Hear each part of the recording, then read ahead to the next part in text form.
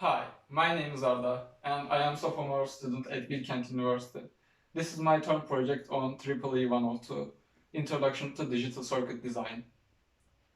My project aim is translate Morse code from the letters. So for that purpose, I used a keyboard that uses PS2 protocol to communicate with FPGA board.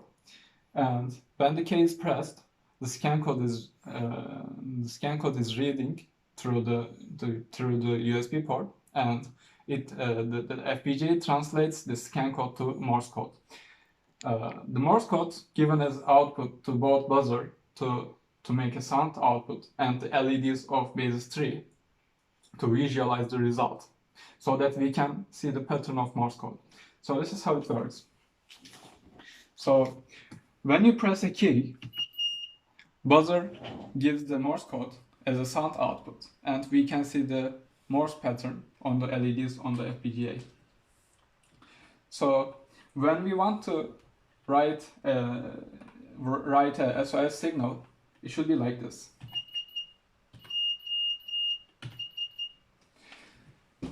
So thank you for watching.